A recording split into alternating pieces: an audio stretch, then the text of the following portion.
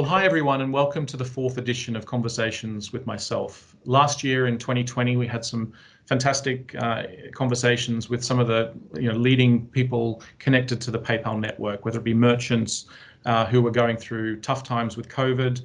And in 2021, I'm very, very pleased. Our first conversation is focusing on diversity and inclusion. PayPal is anchored around four values of collaboration, inclusion, wellness, and innovation. And as a leader, having worked in a number of countries for PayPal, I've seen our focus in action around diversity and inclusion. Having moved to Singapore, I engaged with our speaker today, Doreen Sim, who's a fantastic advocate for the LGBT community here in Singapore, and really got educated on this movement and how society is changing and keeping up with the times. As PayPal, we want to represent all of our customers, and it's very important that we focus on diversity and inclusion. To give you some background on Doreen's career, she's a media and entertainment lawyer and also an LGBT activist here. She's part of the Pink.SG movement, and which is promoting acceptance and equality across all of society. And it's she's someone I'm really proud to have on the conversation today. So thank you, Doreen, for joining us, and I'm really looking forward to the conversation. Thanks, Ken. Thanks for having me. Oh, you're very welcome. So with your incredible background, it's great that the audience can actually get to sense how you're driving change locally. But what's it like to do this with a busy job as a lawyer as well? How do you see yourself in terms of connecting with the community? Well, I see the two parts of myself working together. So in my day job, I work with a US TV network. And in my gay job, I'm part of various LGBT communities, committees, such as Pink.SG, the different legal guidebook project, and the Ready for Repeal movement. So where I come in is really at the intersection of LGBT rights and workplace inclusion. And I'm really glad that we're having this conversation, and I'd like to take you through what we've been doing. Fantastic. And I mean, what motivates you? How did you really get started in this, and how does it feel to be you, I suppose, driving this change in Singapore? I started really different from where I am now. So we got to go back about 10 years ago. Back then, because of my religious upbringing, I had internalized a lot of homophobia. And when I first graduated from university, I told myself that I had to be straight. And I even went around counseling other lesbian and gay friends. I told them that they needed to be straight as well. It's quite funny now thinking back about it. A major turning point for me was in 2009, when a bunch of women from the same church tried to stage a coup to overturn the Committee of Aware, which is a women's rights group.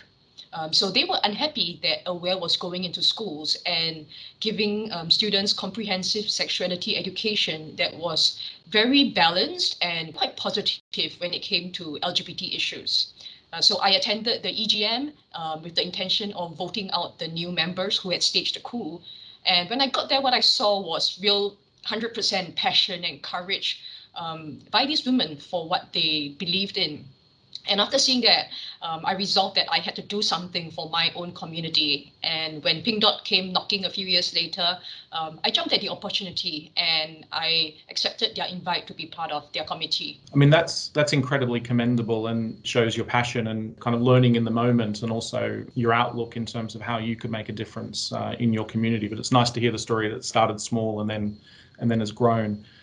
I mean, in terms of your own personal experiences, your own motivations, what does that also mean to you? Being a Singaporean, being local, how do you think about making that change real here in Singapore? I guess we have to look at it from a very local perspective. First, of course, what the LGBTQ community needs, and then second, what the general population sentiment is like. So I give an example on how Pink Dot started. It was sometime in 2009. And it grew organically because there's only one place for free speech in Singapore, and that is at the Speaker's Corner. And prior to 2009, it was really difficult to get a permit to hold an assembly or protest at the Speaker's Corner. And in 2009, the law changed, so you no longer had to apply for a permit, you just had to notify the authorities. And that's when we decided to hold an LGBTQ event. The question is, what kind of format would the event take?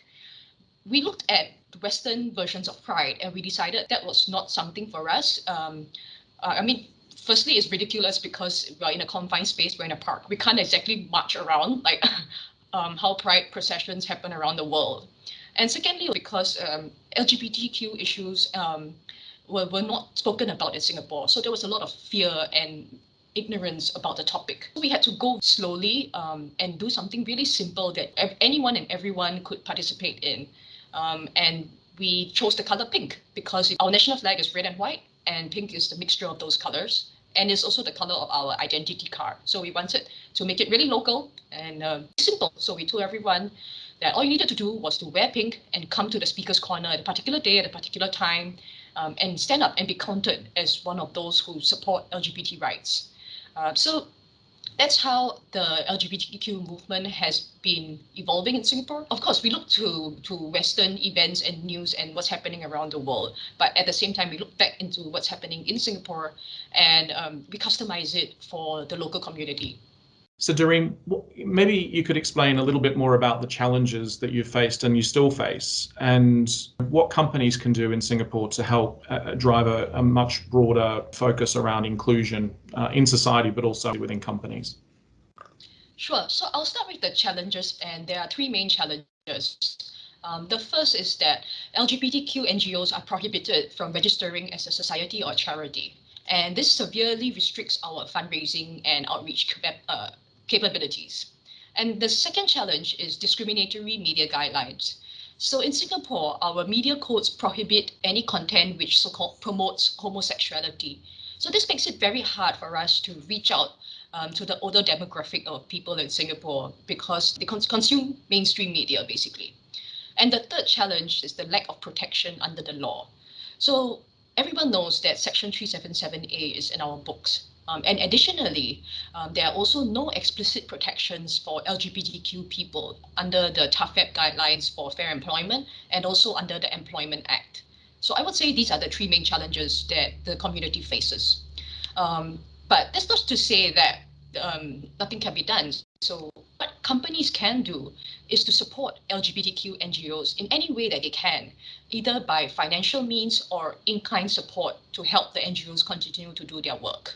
And additionally, companies can look into their own HR policies to ensure that they support LGBTQ employees. So for example, you could extend leave and insurance benefits to same-sex couples.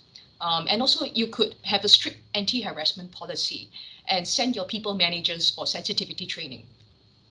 That's great. And having come from working in our European offices and being an exec sponsor around the Pride community, I've seen the focus in many different ways. But I think, as you've said, here it's a lot about education. It's about creating that inclusive environment for people to come to work and thrive, bring their full self to work, rather than, as you highlighted in your career, early in your career, you had to sort of suppress and repress many things that you were thinking about and feeling. And I think stands up for that and does create an environment where people can be themselves. And that's absolutely true. So Doreen, does PayPal stand behind our focus on diversity and inclusion? And it's very much supported from the top of the company with our President and CEO, Dan Schulman, backing that focus with actually business decisions and how we operate as a business, where things don't actually align with our value set, including diversity and inclusion. So I'm really proud of the fact that we walk the talk. And from my perspective here in Asia Pacific, I'm incredibly proud that we've launched 5 Pride groups across the region in the last 2 years, and very much catching up to the focus around the world that we've got as PayPal in many markets. But for our audience today, could you share some of the learnings and things that you've witnessed here in Singapore that people might find interesting on this topic? Certainly, but before I get to that, let me first congratulate you on the launch of your 5 Pride employee resource groups. Those groups are very important because they create safe spaces for LGBTQ employees in the region, especially where many APEC countries continue to criminalize homosexuality. Going back to your question, so let's start with the positives. India decriminalized homosexuality. Taiwan legalized same-sex marriage, and Hong Kong recognized same-sex marriages for the purpose of issuing dependence visas. So that's all the way on the positive end of the spectrum. Now, if we go back to all the way on the negative end of the spectrum. We see Brunei making gay sex punishable with death by stoning, and we also see Indonesia routinely flogging men for having gay sex. Singapore is somewhere in the middle. If we go back to 2007, Parliament had a debate about whether they should repeal or retain Section 377A, and they ultimately decided to retain the law. Then in 2013, some plaintiffs launched a constitutional challenge against Section 377A but lost. In 2019, three other plaintiffs launched a fresh constitutional challenge against Section 377A. We are now waiting for the outcome of that case by the Court of Appeal. So separately and outside the courts, attitudes are changing rapidly among the younger generation in Singapore. So in 2019, the Institute of Policy Studies released a study which showed that there were distinct shifts in attitudes towards gay sex and marriage. So to me, this is really hopeful, and it signals that it's only a matter of time before Section 377A is repealed. And of course, I hope that it happens sooner rather than later. No, that's fantastic. And come from Australia and seeing the change that's happened there as well. When I was living overseas, recognizing same-sex marriages, change often takes many, many steps, but it's the focus, the education that is really important. And we human beings want an inclusive society. And I think COVID has taught us a lot about being separated. And in many ways, it's that connection within groups and people across companies, across society that makes the difference, particularly now when the world's very much disconnected. So it's great to hear that feedback, but it's nice to hear around the region there are sort of lightning rod moments where people in Singapore can look to as well as a way forward. So that's great to share. So actually, here's a little nugget of information. You mentioned lightning rods. So after India decriminalized homosexuality, someone put up a Facebook post on that win. And then Professor Tommy Koh, our ambassador at large for Singapore, commented, "Try again."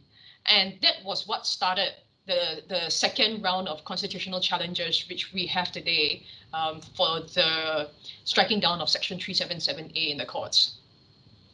Which is, that's a great example of people looking to other societies and other countries that can change their own setup and give hope to other countries, which is great. Yeah, so now I'd like to ask you a question.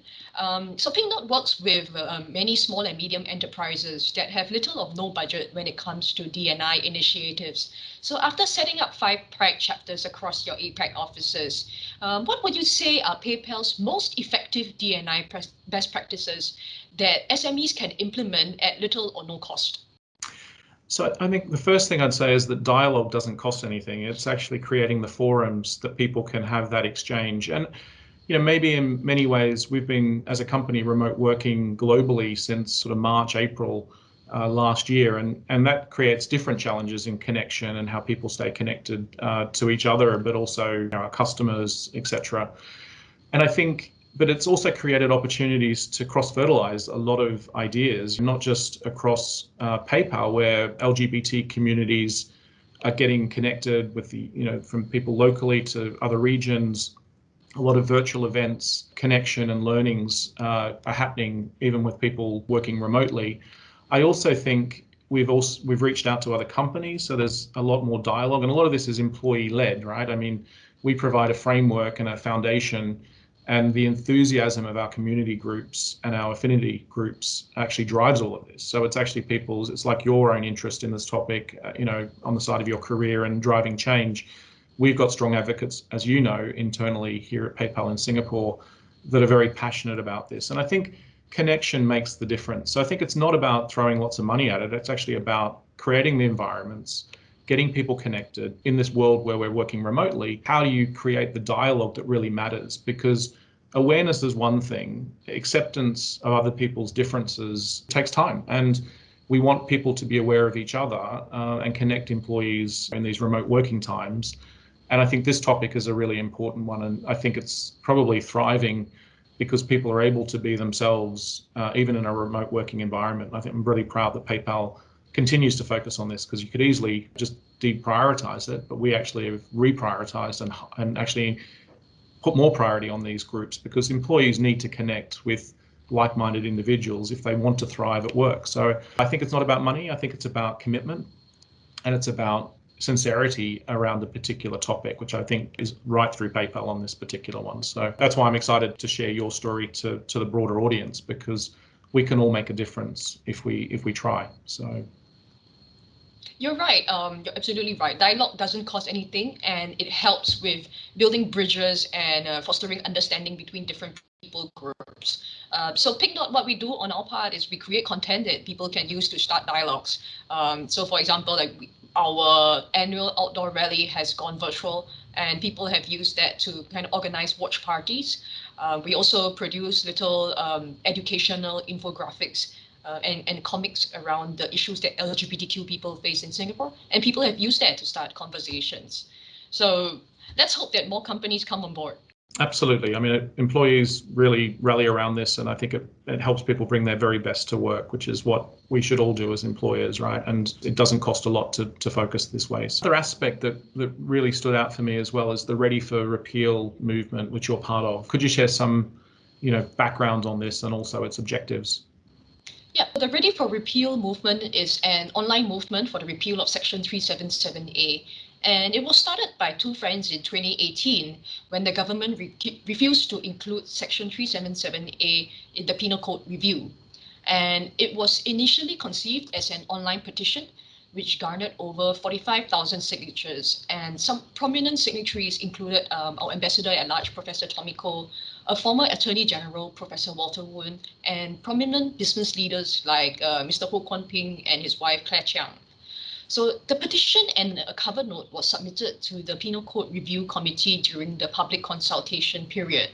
And after which we held volunteer, and these volunteers then took the petition cover note to their members of parliament and tried to have conversations with them about the issues that LGBTQ people face in Singapore.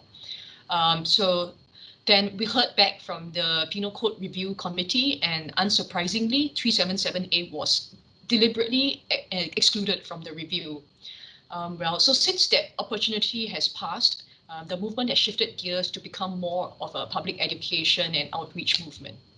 It's great that, you're involved in so many aspects of this, but also that, you keep the focus on these very important topics. I'd say we'll bring it to a wrap. I could talk for hours with you, and I'm really looking forward to the time when we can come back to the office and you can speak to our employees in person. I know you've spoken to my leadership team. Your story is very inspirational. It's very authentic. It's all about making a difference and knowing who you are and being who you are. I really appreciate the time you've put in today, and thank you for what you're doing. But thanks for being a friend of PayPal, and we really look forward to the partnership moving forward. Thanks, Cam. Thanks for having me. And I hope to see you in person, and of course, everyone at the PayPal office by the end of this year, hopefully. Absolutely. Well, thanks, Doreen, and we'll see you soon. Thank you. Bye.